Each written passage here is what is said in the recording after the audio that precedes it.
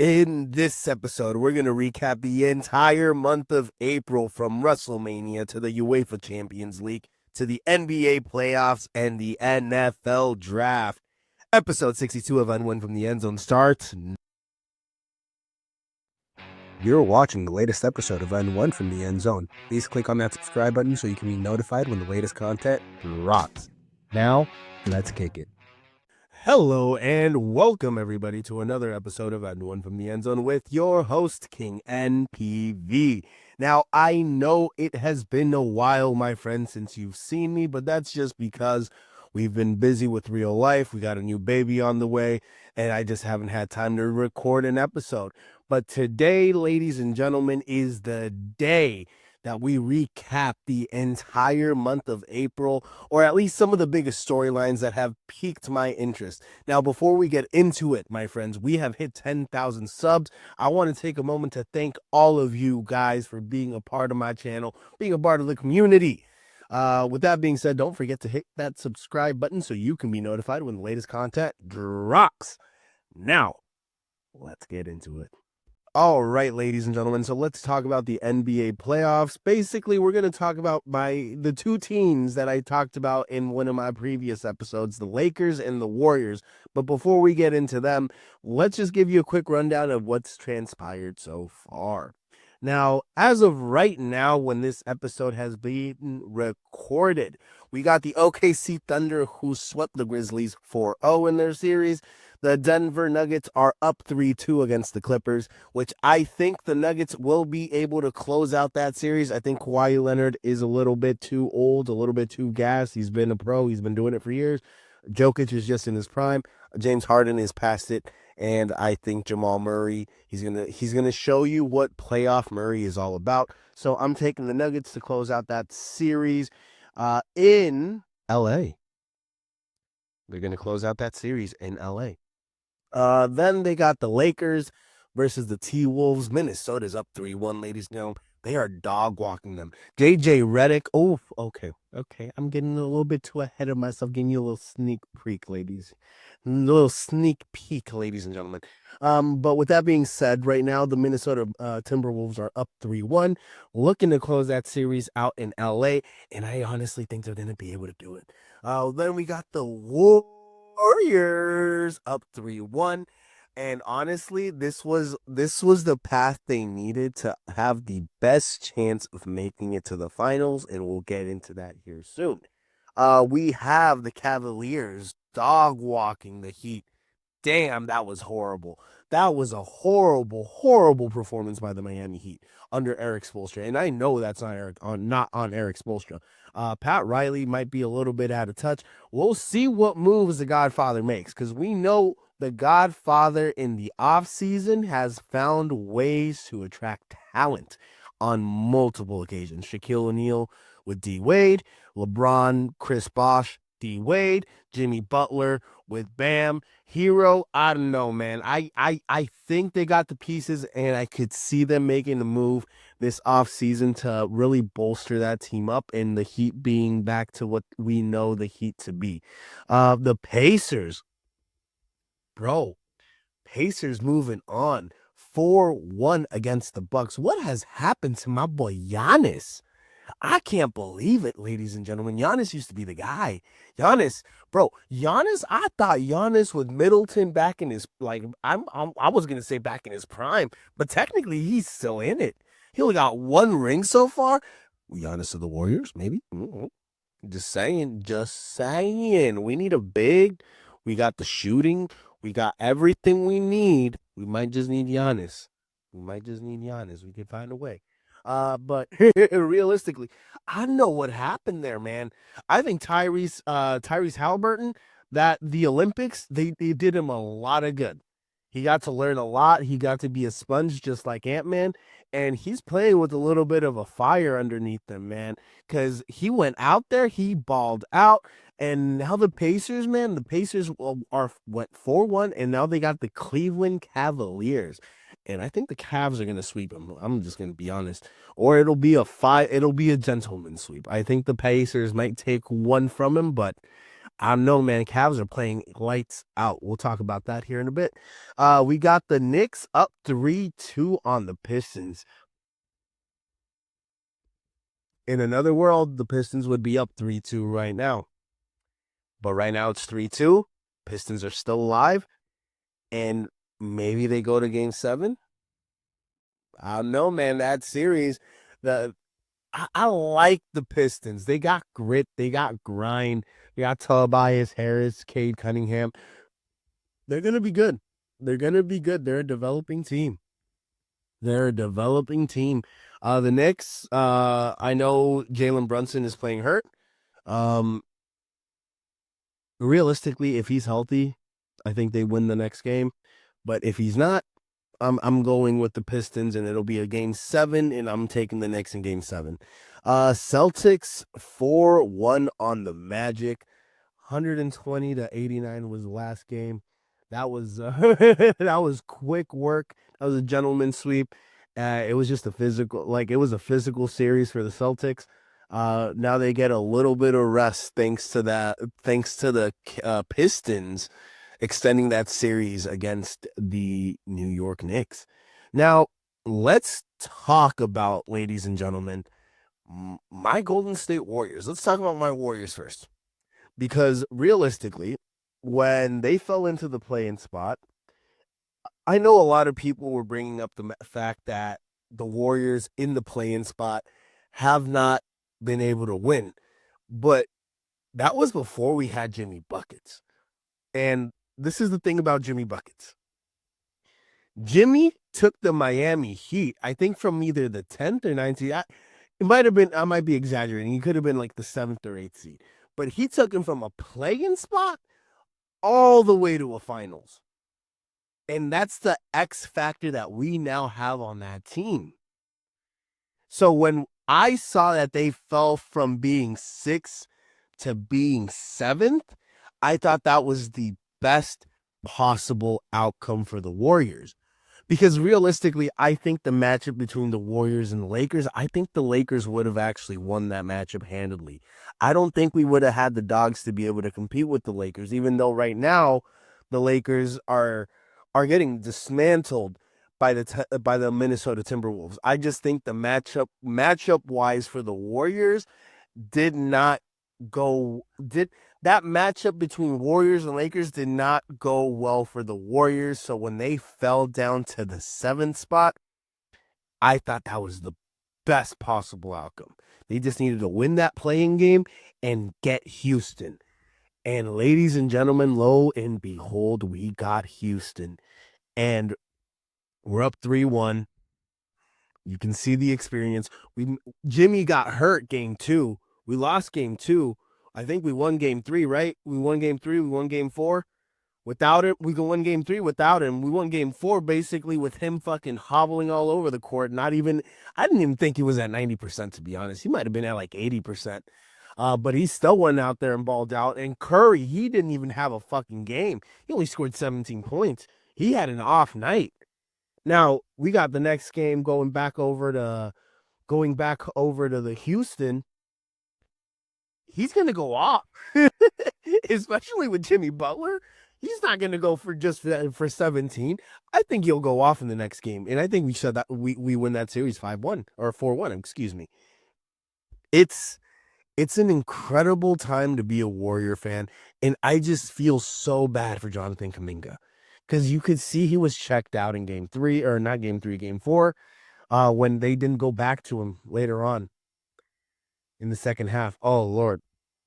That bums me out because I thought Jonathan Kuminga was going to be the future for the Warriors alongside Moody, but clearly Podziemski's playing light fucking out. His buzzer beaters last year and then what he's doing this year. And in the playoffs too, boy is showing up and showing out. Moses Moody, he's a good role player. Kuminga was supposed to be that next guy, but Kuminga, man, I think he's in his head, and we're most likely going to move him. Hopefully, we're going to send him away with the fucking parting gift of having a championship ring, and that'd be 2 for him. But I don't know, man. I would love to see Kuminga be out there, but for some reason, we can't play Kuminga, Butler, and Curry together. because I guess that lineup doesn't work. Even though I think he might be an upgrade over Gary Payton, but Gary Payton can shoot fucking threes, and I don't think Kaminga can shoot threes at the same clip that Gary Payton can. Oh, man. But I'm excited. Warriors should win this game. If the Warriors win it, then they would face... Who do they face, actually? So, if they go by the bracket, and if the Warriors win, they face either the Timberwolves. They can't be facing the T-Wolves. If they face the T-Wolves in the next round, I'm going with my Warriors, man. I know what the T-Wolves have done to the Los Angeles Lakers, but I think the matchup, the style of basketball, the coaching, the depth that the Warriors have, especially right now with Jimmy Butler, if he can remain healthy and get us to that next round, I think that matchup between the Warriors and the T-Wolves, the Warriors are going to be able to win it in 6. I think it'll be a 6 to 7 game series, in the experience, the movement, the energy that Steph has, the ball movement, the 3-point range. I just see them being able to win, even though Ant-Man is him and he is a sponge. But the chemistry of having two guys like Jimmy Butler and Steph Curry, both who acknowledge, who knows who's Batman and who's Robin, because Jimmy Butler acknowledged that Steph is Batman. That is Steph Curry's team, and he is Robin, and that's what he's been looking for. He's been looking for a Batman. It didn't work he didn't win a ring with the Miami Heat because he was Batman, and Bam was his Robin. But it's going to work with the Warriors because he's got a Batman who is an all-time great. We have an Alfred and Draymond Green, and we have Jimmy motherfucking Buckets, who's the Robin, who is always clutch. He's the best Robin, too. He's Dick Grayson, in my personal opinion. Not Jason Todd. Jason Todd, you know who's Jason Todd? That's Klay Thompson. Another great run. But he's gone. I miss him. I miss you, Klay. Thank you. But the Warriors, they got the depth. I know the Minnesota Timberwolves are playing well right now with Julius Randle, with Rudy Gobert, with those bigs. But the ball movement, the speed, the way the Warriors play, I think will be a bit too much for the Minnesota Timberwolves to overcome if that's the next matchup in the playoffs. Lakers. Let's talk about the Lakers. What has happened to the Lakers? I thought Luka LeBron was going to be the next thing. Realistically, I knew it was this year. It was unlikely that they made a run because it was their first year together. I will be real. I didn't think the Warriors and Jimmy Butler were going to be this good. You go back and look at my video, ladies and gentlemen. I genuinely did not understand this move for Jimmy Butler, but it has unlocked the Warriors in a way that I didn't even think was possible. I thought the Lakers were going to make the Western Conference Finals and even championship run this year, even though realistically I could say it was a year early. This was probably a move for next year because historically, when you bring in a player halfway through the season, it doesn't tend to end in a championship. So that's why I believed that this year was not going to be the year for the Los Angeles Lakers, but it would be next year. But we saw them play together. They ended up being the 3 seed. They got to the playoffs, and then the playoffs happened against Ant-Man and the T-Wolves. Game 1, smacked them.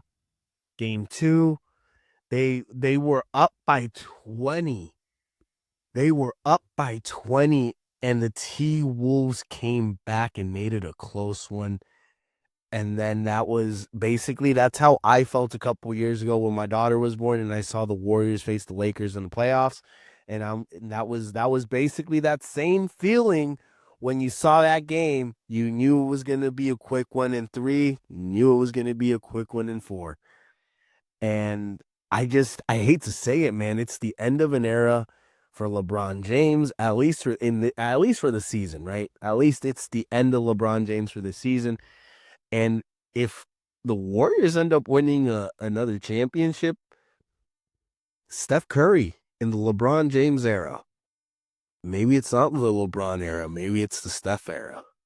And if that's the case, it would have been Michael, Kobe, Shaq, maybe Kobe, Shaq, LeBron, and LeBron Curry. And in my personal opinion, you know who the GOAT is.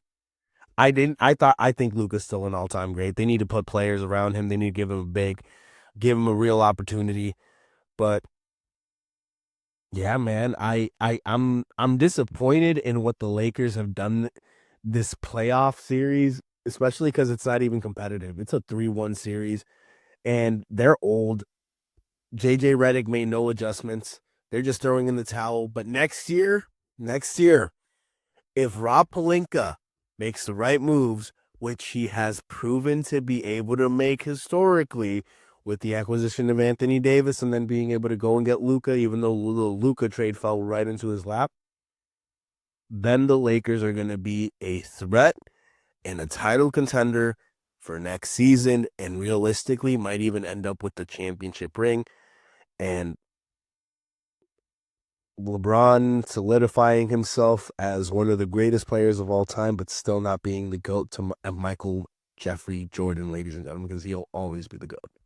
But yeah, that wraps up my take for today on the playoff series. I can't wait to see how the first round ends.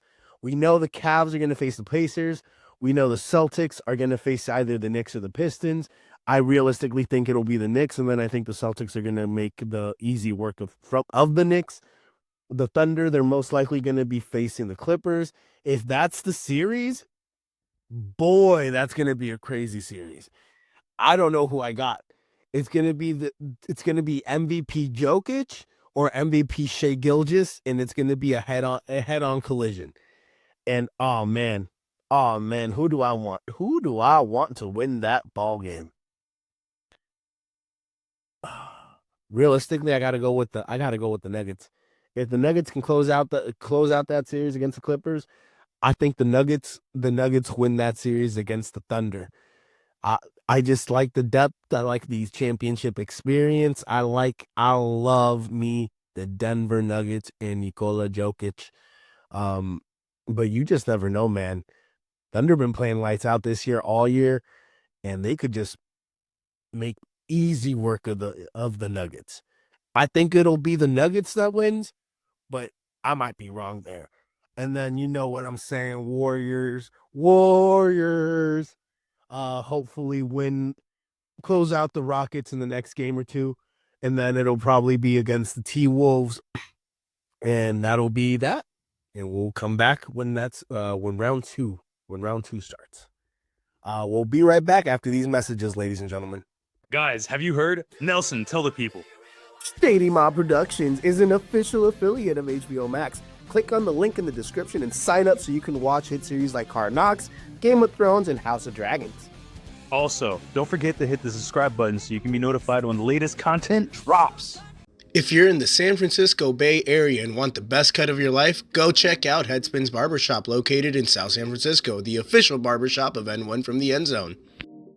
All right, ladies and gentlemen, and we are back. Now, let's talk about this year's NFL draft. Specifically, let's start off with Shedeur Sanders.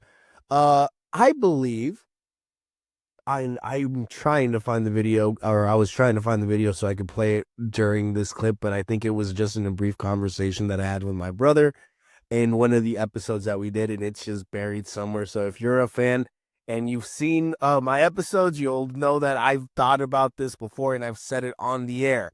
Shedeur Sanders was not a first-round pick, in my opinion. He was not.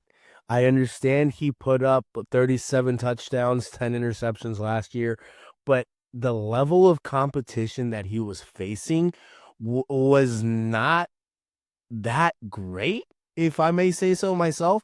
Yes, he beat Baylor. Who was it? Who were the teams? I have them right here. He beat Baylor in OT. He had a phenomenal game. He went 25 of 41 with 2 touchdowns, no interceptions. He had a 146 pass ratings. But in the big games, like for example, the BYU game, where he went 16 to 23 for 208 yards, 2 touchdowns, and 2 interceptions, that's a game that was a bowl game. That's a big game, right? Came up short. The first year that he was there in Colorado, I'll be honest, there's a reason why Travis Hunter went number 1 over, or not number 1 overall, but he went in the first round. He was a high draft pick because the impact Travis Hunter had on the ball on both sides as a wide receiver and as a DB. He was an instrumental part as to why the Colorado Buffaloes had been able to turn around that program. The moment Travis Hunter went out in that first year in Colorado, that program fell apart. That offensive line couldn't protect Shedeur. Shedeur could not make magic happen. Like there are levels to this, ladies and gentlemen. If Shedeur Sanders was that guy, he would have shown you what he was made of without Travis Hunter that first year. He was not on anybody's draft radar because he played in Jackson State the first 2 years. And the move of Deion Sanders going from Jackson State to the Colorado Buffaloes was mainly for him to be able to get his sons drafted. Because realistically, if they had played the entirety of their college careers in Jackson State, neither one of them gets drafted. The level of competition at an HBCU is not that of a Pac-12. It's not the same as playing in Colorado in the Pac-12 or the what is it, the Big Ten now? Yeah. And for them to go from Jackson State to the NFL was a very unlikely trajectory for Deion and his children. So what did Deion do as a good father? He got himself a job at a big university like the Colorado Buffaloes, who were in the Pac-12, a division that was very winnable for them to come in and dominate in that first year. Turned around a 1-win team, made him, I think, into a 4-win program that first year, if I'm not mistaken. And then the moment Travis Hunter went out, that's when things fell apart. Shedeur was not able to elevate the talent around him, and they were always blaming the offensive line. But there comes a point where if you're that guy, you're going to show it with what you have out there. And that's why Travis Hunter was a high draft pick and Shedeur fell. On top of that, the way that he apparently interviewed with some of these teams, not noticing errors in things that were put out for him as a quarterback to be able to decipher in installs. Those are red flags. And and I don't blame Deion. Deion does a great job being a father, but at the same time, Shedeur is not Deion. Shedeur is trying to be a quarterback in the NFL. Deion was a cornerback. He was a DB who could play wide receiver. You're like, let's be honest. Like, if you play a skill position other than quarterback, you are allowed to an extent to act a little bit like a diva. It's just expected. It's the confidence, it's the arrogance. But if you are the quarterback, you are expected to be humble and a leader. And that is something Shedeur Sanders did not demonstrate during the draft process. And that is why he fell. They weren't interviewing him to be a starting quarterback or a franchise quarterback. They were interviewing him to be a backup.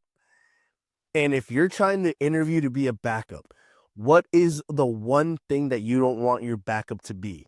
You don't want him to be a star. You don't want him to be the face of a franchise because he's your backup. Shedeur was trying to be the face of a franchise when he was being interviewed to be a backup. And if he eventually got to the opportunity to be a starting quarterback, that's when you could have been a little bit more arrogant. But I don't recall Lamar Jackson doing this. Like, yes, there was a little bit of an arrogance, but he won the Heisman Trophy, guys. and he wanted to play quarterback. The arrogance was because they wanted him to move from quarterback to wide receiver or running back or another position, and he was reluctant on doing that because he wanted to play quarterback because he knew he was a good quarterback, and he has demonstrated it. That's the difference between Shedeur and Lamar Jackson, in my personal opinion. I'm sorry, it's allergy season, and my eyes are a little bit itchy. So the fact that Shedeur fell to the 5th round, I always saw him as a late round pick. When the competition level rose, he shrunk. When the competition was chopped liver, he played well. When he had his number one guy in Travis Hunter, played phenomenal. When his number one guy went away, they blamed the offensive line and not Shedeur. It's everybody else's fault, but not Shedeur's. And I'm not trying to bust anybody's balls. I thought that prank was classless, not okay. Could have cost people's jobs. But Shedeur I hope Shedeur takes this as a humbling experience and learns his place. He's not his father. He's his own man. He's his own grown-ass man. He's 21, 22 years old. Like, I get it. I get it. But, bro, like, you only 5 years younger than me, dog. You gotta act like a fucking man, bro. Like, you can't be acting a fool like a child sometimes, because you wasn't him in college. I'm sorry. You was good. I'm not an NFL player. I never played a damn snap in college. I played in high school, not college. I was never that good. But the humbling factor, you want to be a leader, you show it with the interviews. You don't pick and choose. Quarterbacks that go into this league, the great ones, turn around pretty bad franchises or franchises that are in the gutter. They don't just go to great organizations. I'm just saying, guys. Another notable quarterback that was drafted in the 3rd round was Jalen Milroe by the Seattle Seahawks in the NFC West division. Now, right now, they got Sam Darnold as their starter. They have shipped out Sam Howell to the Vikings to be the backup to J.J. McCarthy. And in my personal opinion, I think Jalen Milroe, he might get a couple of starts here later in the year if something were to happen to Sam Darnold or if the Seahawks are eliminated from playoff contention. But realistically, I think for the 2 years Sam Darnold is there, and if they remain competitive and they don't extend Sam Darnold, I could see Jalen Milroe becoming the starting quarterback for the Seahawks. He was under Nick Saban. He's an Alabama quarterback. He's got the pedigree. We've seen what Tua has been able to do. We've seen what Jalen Hurts has been able to do in the league. Even Mac Jones in his rookie year was able to get the team to the Patriots to the playoffs. So Alabama quarterbacks recently have hit for the most part. Have hit. I know Tua has had injury issues, but Jalen Milroe could be one of the next ones. And with Tom McDonald and the system that they have up there in Seattle, and with the right guidance and the right development, learning behind Sam Darnold, I could see Jalen Milroe legitimately becoming a future potential starter for them. And if that's the case, good for him. I liked what I saw from him in college. He's been in a lot of big games, and he's got the track record. I know the Alabama has talent all over the place, but at the same time, Jalen Milroe, he's got the character that you want in a quarterback to be able to lead a team, and he'll learn. He'll learn in the league as he goes along. A quarterback that I was actually surprised fell all the way to the 7th round was Quinn Ewers. I understand he got injured, but for the 7th round, it's not like it's. I understand Arch Manning took the shine off of Quinn, but damn, like he's getting paid for his 4-year deal, or 3-year deal, or whatever his rookie deal is going to be. The entirety of what a 1-year NIL deal would have been if he had stayed in college. And that's like, I remember Quinn Ewers was projected to be a first-round pick, similar to how Spencer Rattler was projected to be a first-round pick. And because their backups came in and outperformed them and elevated the team, because let's be real, when Arch Manning came in for Texas, we saw Texas a little bit differently. We thought they were a little bit better under Arch Manning than we did with Quinn Ewers, and that hurt his draft stock. If he had come out the year prior, or if he had stayed in college one more year, I think he would have been able to elevate his draft stock. But because he decided to come out so early, or not even so early, but because he decided to come out and not do another year in college because he was eligible, he fell all the way to the 7th round. And I think Quinn Ewers, in my personal opinion, no offense to, I know Shedeur, I keep taking shots at Shedeur, and I'm not trying to, but realistically, he's done, I believe, more than Shedeur Sanders did in the 2 years at Colorado, at Texas, in his stint there. Took him to multiple big games, leader of men, and he's got the tape. I know he's injury prone, but 7th round, my Niners should have actually taken Quinn Ewers as fucking Brock Purdy's backup, to be completely honest with you. But maybe there was some personality traits that just didn't fit, and that's why he fell. Guys, again, personality is a big thing. That's, I think, why Dylan Gabriel went in the 3rd round to the Cleveland Browns, because he was just adamant that he wanted to be in, I think, a quarterback room. I think it was Dylan Gabriel. It might have been somebody else. Or no, I think it was Tyler Show. There are players, man, that just sold themselves on being in the quarterback room, learning, and just that's what you want to be if you're trying to get drafted and be a part of the league. You want to be a great and positive influence. And that's not something a lot of these guys are. And some people just overexert themselves or view themselves higher than what their talent really was at the time. But hopefully they develop, they get an opportunity to show what they're made of, and they stick around long enough, like Geno Smith, for example, who got drafted by the New York Jets, went all over the place. He finally got his opportunity in Seattle once Russell Wilson went out, took over that job, and now he's with the Las Vegas Raiders with Pete Carroll again reunited, and we'll see what happens there. Last couple of players that I actually do want to talk about that I thought were standout. Ashton Genty to the Las Vegas Raiders. I think that's a great pickup by the Raiders. Guys, running backs are back. I know about you guys, but I think running backs are back. Like Saquon Barkley last year, CMC for my Niners a couple years ago.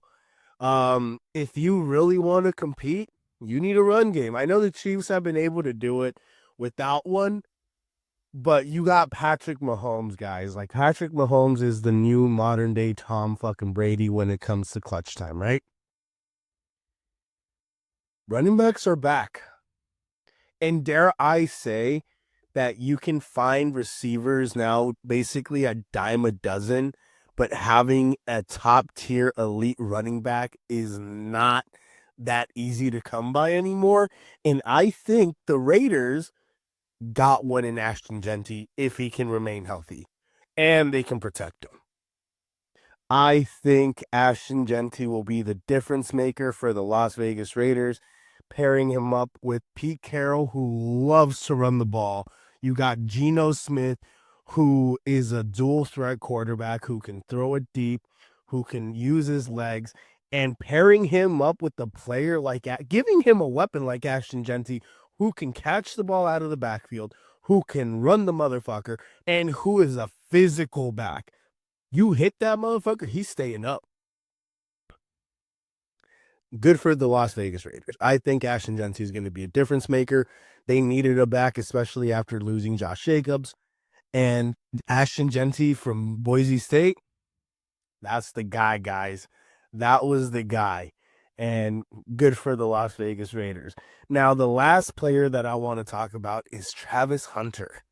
And realistically, guys, Trevor Lawrence, I think he needs Travis Hunter to be a wide receiver. I feel like he needs another weapon. Let's be honest. Who does Trevor Lawrence have on that team? I understand they have Christian Kirk. I understand they have, I think, Evan Ingram still. They have offensive weapons over there.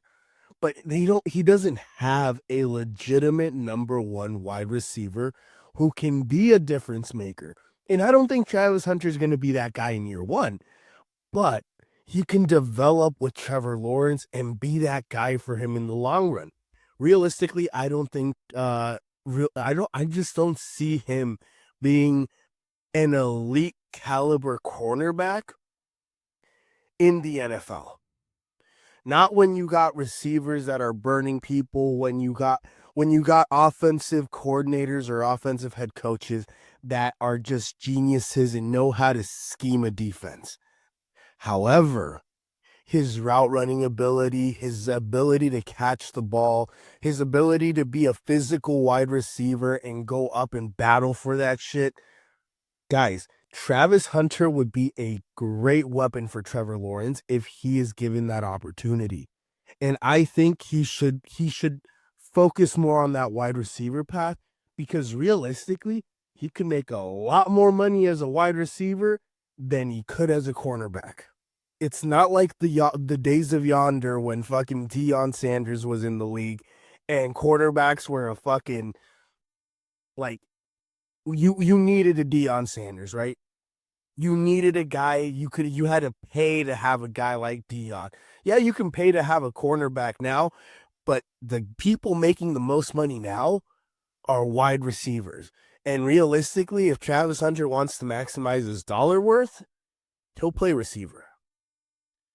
And that's my thoughts on this year's draft. If I'm missing any other players, or if there are any players you want me to give you a deep dive on or your thoughts on, let me know. But we'll be right back, and I'll give you my thoughts on the recent semifinal legs of the UEFA Champions League. Be right back. Guys, join me, Alex the Man Angelov, and check out A&A Radio, where we're going to be talking about the latest and greatest financial news, investments, banking, and personal finance. Check out the channel, and don't forget to hit the subscribe button so you can be notified when the latest content drops. Guys, have you heard? Shady Mob Productions is an official affiliate of HBO Max. Click on the link in the description and sign up so you can watch hit series like Hard Knocks, Game of Thrones, and House of Dragons. Also, don't forget to hit that subscribe button so you can be notified when the latest content drops. It's time for La Champions Take by King NPV.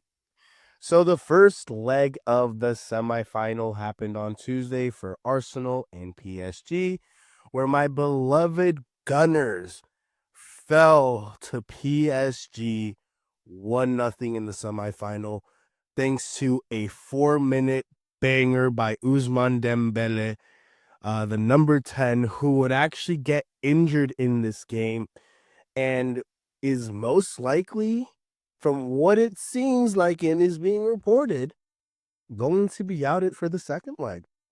Now, realistically, I hate to say it, we were missing Thomas Partey, and we need a fucking striker, guys.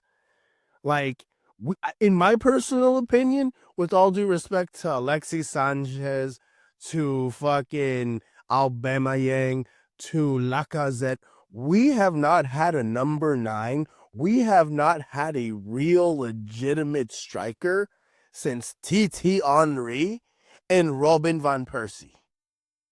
It has been over, I think, 15 years, okay? Since I think 2010, 2011, like 15 years, and maybe a year, maybe I'll give or take a year, that we have not had a fucking striker that is world-class elite caliber 9, and it is killing us. I think Kai Havertz is currently injured. Gabriel Jesus is fucking injured, and I love Gabriel Jesus. He hasn't had the best of forms, but in this last game, kudos to our defense, because our defense held the line. I couldn't ask more from them, considering that we don't have a 9, and realistically, PSG has been playing lights out this year in the Parc des Princes, in all the competitions they've been in. Okay? Declan Rice can only do so much. Once Thomas Hardy gets back, I'm hoping Declan can be attacking more forward, because I don't see Troussard as a viable striking option. He's a better winger. I think Martinelli could play as a striker, but realistically, even he struggles at times. And then, where was the moment of brilliance by Saka or Martinelli on the wings? Martinelli had a couple of moments where I thought, okay, maybe we have a chance. But where's Saka? Saka, by all intents and purposes, is better than Martinelli. And better than my personal opinion, I think he's better than Ousmane Dembele. But he didn't show up. He didn't show up, and it pains me because they made me a believer in the game against Real Madrid in both legs, where they beat them not once but twice in the Emirates and in the Bernabeu. And they come out, and realistically, it could have been a lot worse. They could have lost by 2 goals at the Emirates and gone to the Parc des Princes with basically no hope. But we're down 1 goal. I think we can come back at the Parc des Princes and we can win, especially if we have Thomas Partey coming back and Ousmane Dembele is going to be out. I believe. I have to believe in my Gunners. Especially if I can guarantee that Odegaard's going to play like Odegaard's supposed to play, and we get some moments of brilliance by Saka, who I know is still getting back into form coming off of that injury that he had, but we just need him to be himself. If we get Saka to come from the right side and be Saka, and we can rely on Martinelli to do what he does best, and they can just merge together with the fucking Declan and Odegaard. Oh, Lord. We have the weapons. We have the horses. We just don't have the striker. We need one. And God, I hope my prayers eventually get answered. Fucking go get Rodrigo at this point from Real Madrid. We need somebody. We need help over here. Give me a 9. I've been begging for one for years, and I was excited once we got Gabriel Jesus, but he's injured, and I don't know what the fuck we're gonna do we're gonna do if we get to the finals. Hopefully we can overcome it in the second leg. Now, let's talk about my other team. Vizca down 2-0.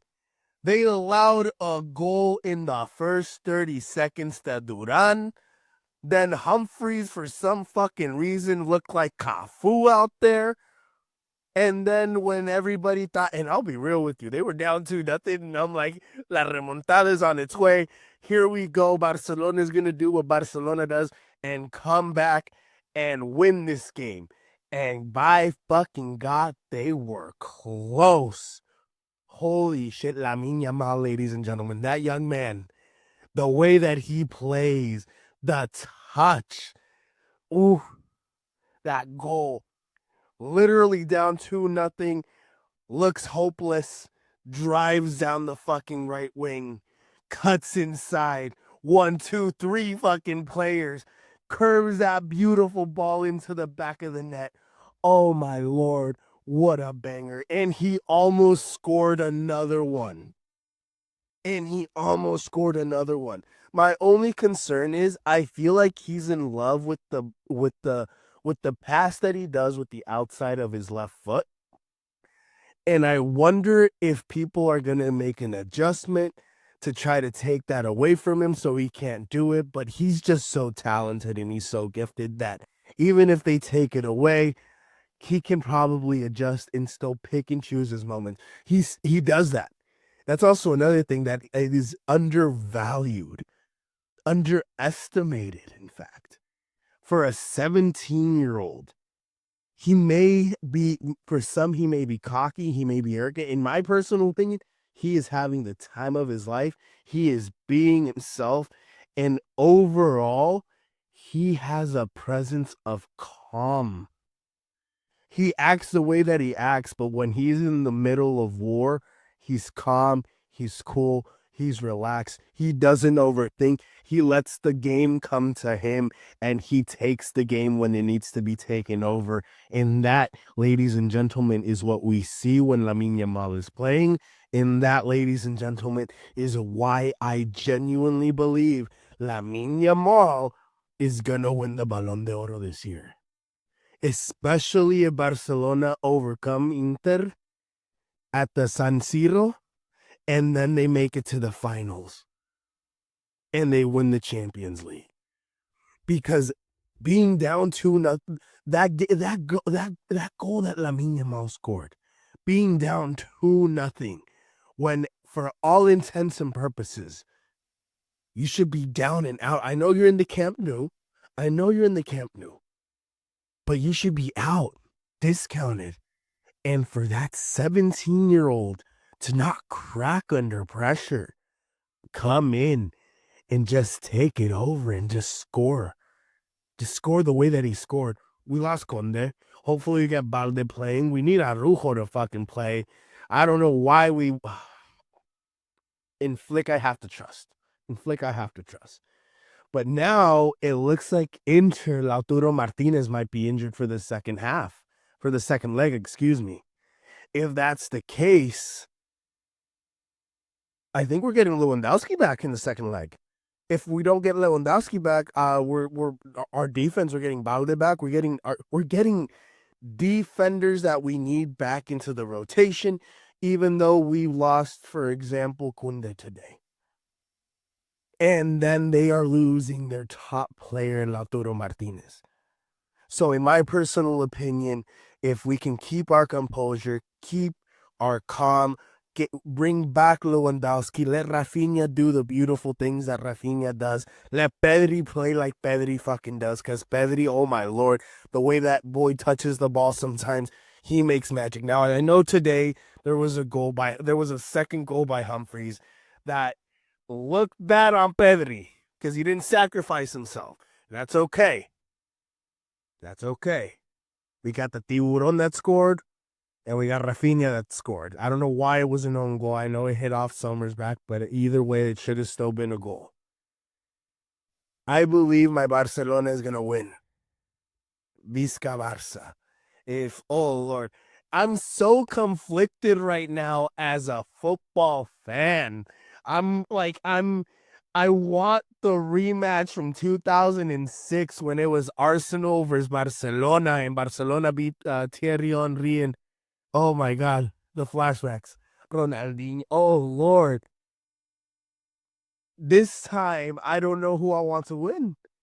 I didn't know who I want. I think I wanted I wanted my Gunners to win the first one in 2006. This time, it's if Arsenal can somehow miraculously beat PSG in the Parc des Princes 2-0, 3-1, and make it to the finals. Oh Lord, I would want my Gunners to win so badly, but the fact that that Barcelona, at that point, if they can overcome Inter Milan in El San Siro, have the opportunity for the treble, if they win La Liga, conflictions, ladies and gentlemen, conflictions.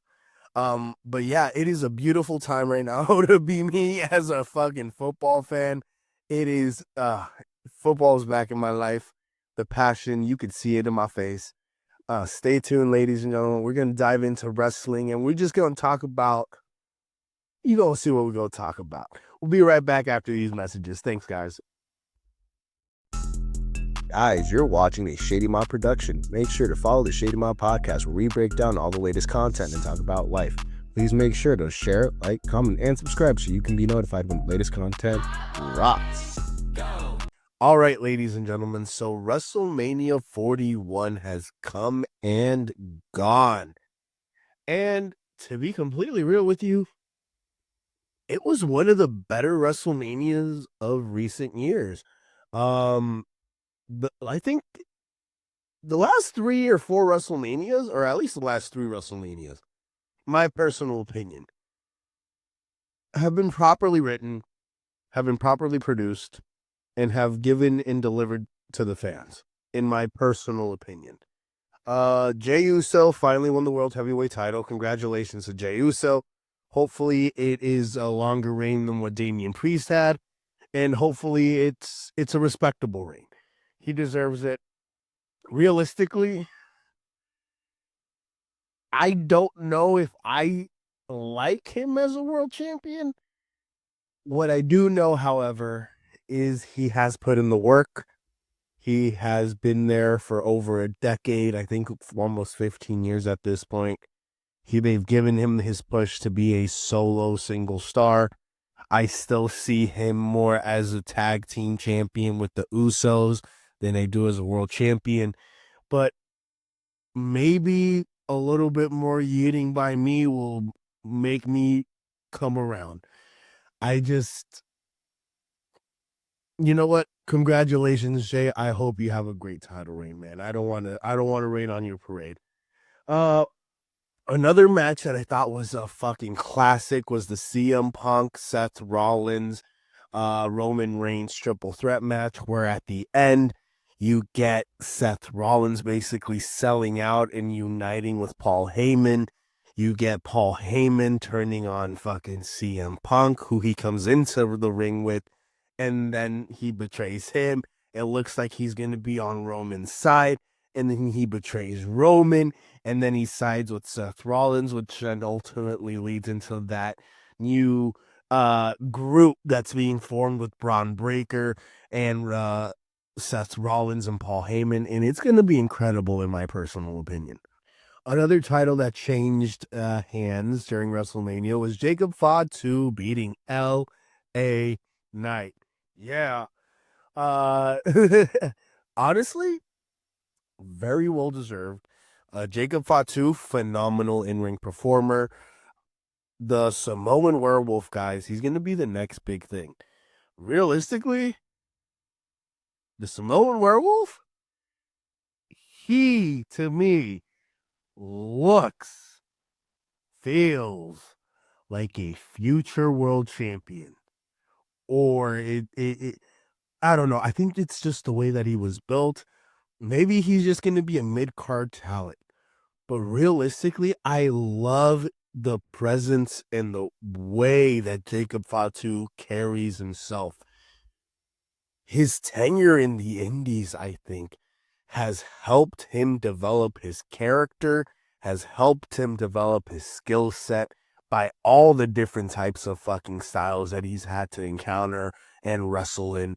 And now that he's in the WWE, his athleticism, his agility, what he does, the way he presents himself, Jacob Fatu, ladies and gentlemen, he is the next big thing, and you'll see it here in the next few years. I think he's got at least another 10 years in him, maybe 5, who knows, but Jacob Fatu, keep an eye out on him. Honorable mention to Tiffany Stratton and Charlotte Flair. That was an awkward match, in my personal opinion. Just an honorable mention. That looked like a cat fight at times. It looked like a real brawl. I'm pretty sure both of these girls got their receipts in. At the end, at the end, it looked like Tiffy broke a tooth or she was bleeding of the mouth. All I know is she won the title, and I thought it was the right move by WWE because Tiffany Stratton is the future of the company. And I don't think it was meant to be Charlotte's night, right? You're gonna put the title on John Cena. You don't want Charlotte to also be a 17-time world champion the same night you're making John Cena a 17-time world champion. Which actually transitions to my last match that I thought paid off dividends. I loved how they put the 17 on John Cena. It's a beautiful ending to WrestleMania, in my personal opinion. He comes out, no logo, just his music, walks into the ring, black and white. You hear him, he's there. He comes out, he wrestles. I think he had one of his better matches of his career, at least in the last 5 years. since he became a part-timer, right? It was one of the better matches that I've seen John put on, and he deserved it. He deserved it. Cody, phenomenal performer, had a great reign, carried the company for a full year, and right now, putting the title on John, it's a great way for him to go out. And the first storyline we're getting is him and Randy Orton, which is an all-time motherfucking classic, and I can't wait to see that match here at Backlash. It's gonna, all right, is it Backlash? It might be Backlash, might be Money in the Bank. We'll see when that match happens, but I fucking can't wait. With that being said, guys, we have made it to the end of this episode. I love you guys. Thank you for being a part of N1 from the End Zone. Don't forget to hit that subscribe button so you can be notified when the latest content drops. Always remember, desire is power. If you desire to be great, you have the power to be great. Thank you all for being a part of N1 from the End Zone. I appreciate you all. Stay tuned for more, and I'll see you next time.